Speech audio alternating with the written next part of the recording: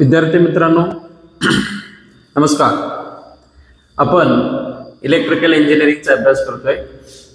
Electrical इंजिनिअरिंगमध्ये electrical circuit network हा विषयाचा आपण अभ्यास करतोय. त्याच्यामध्ये Kirchhoff's current law KCL Kirchhoff's current law आपण अभ्यास करतोय.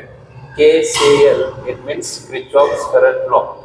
क्रिचॉफ्स करंट लॉ म्हणजेच क्रिचॉफ्स नोड एका नोडला जे इनकमिंग करंट आहे ते इज इक्वल टू त्या नोडमधून जाणारा आउटगोइंग करंट हा क्रिचॉफ्स करंट लॉ आपल्याला सांगतोय.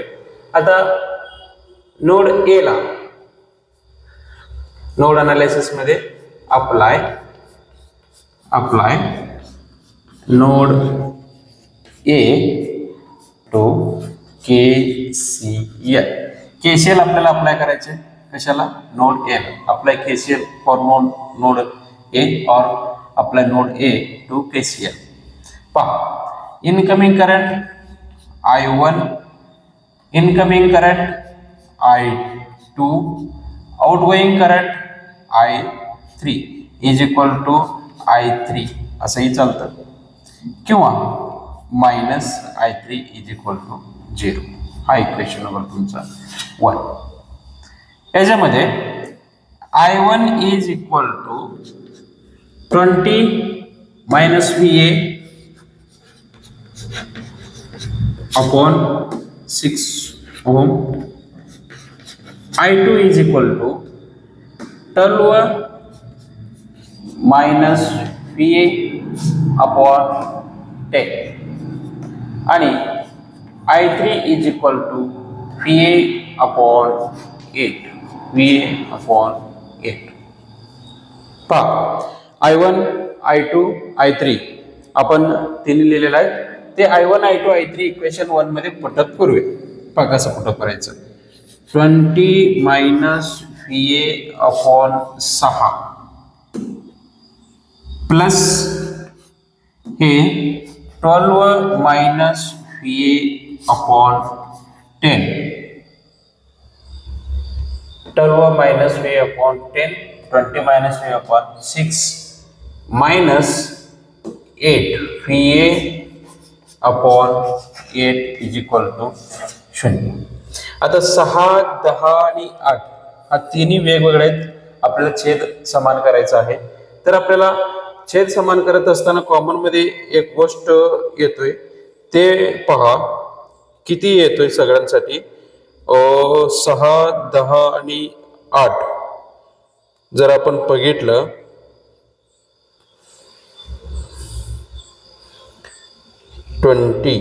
म्हणजे 120.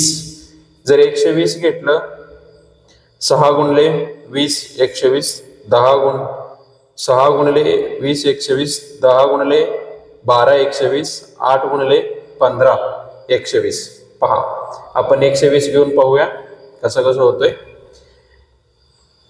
20 minus VA plus 12 minus VA minus 15 VA upon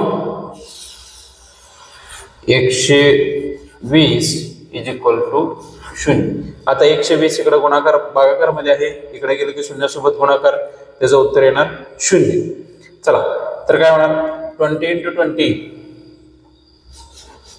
400 minus 20 VA plus 12 into 12 144 plus 144 minus 12 VA minus 15 VA is equal to 0. आता minus 20 VA minus 12 VA minus 15 VA किती होत आहे? 35, 45, 47 minus 47 VA.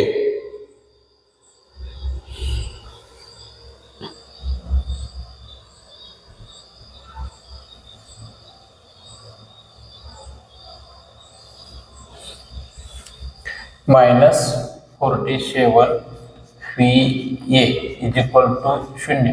परंतु इथं 400 आणि 144 म्हणजे 544. आता इकडं साईडला गेल्यावर 544 बरोबर चिन्हाचे इकडे गेल्यानंतर plus 47 VA, then VA is equal to 544 divided by 47. It means VA is equal to 544 upon 47. Calculator मध्ये चालू करा.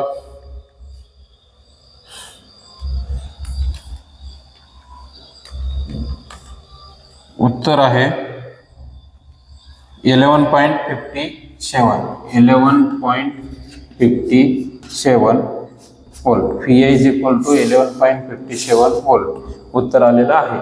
आता आपल्याला काय काढायचं आहे, 11.57 नंतर करंट थ्रू 8 ओहम रेजिस्टन्स, ह्या 8 ओहम मधनं करंट काढायचा आहे.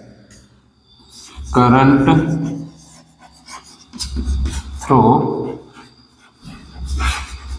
8 ओहम रेजिस्टन्स म्हणजेच I3 is equal to VA किती आहे 11.57 divided by 8.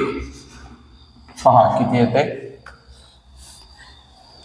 11.57 divided by 8. Answer येतोय 1.44 एम्पियर. 1.44 एम्पियर. पहा दिलेले एक्झाम्पल काय सांगत होता, 8 ओहम रेजिस्टन्स मधून आपल्याला करंट काढायचं आहे. कुठला 8 ओहम? हा 8 ओहम रेजिस्टन्स मधून जाणारा करंट म्हणजे I3 आपल्याला काढायचं होतं. त्याच्यासाठी काय केलं आपण, KCL अप्लाय केलं. कुठं? नोड ए ला. KCL म्हणजेच नोड अनालिसिस. नोड ए ला आपण KCL अप्लाय केलो. एक इनकमिंग करंट I1 आणि I2 इनकमिंग आहेत, I1 plus I2. Outgoing I3 आहे म्हणजे I1 plus I2 is equal to I3 येतं. मग इक्वल टू चिन्हाच्या साईडला घेतलं की minus I3 is equal to 0 झाला.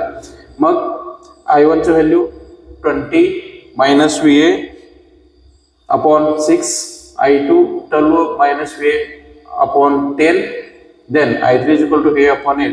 I1 I2 I3 हा इक्वेशन मध्ये पुटअप केला.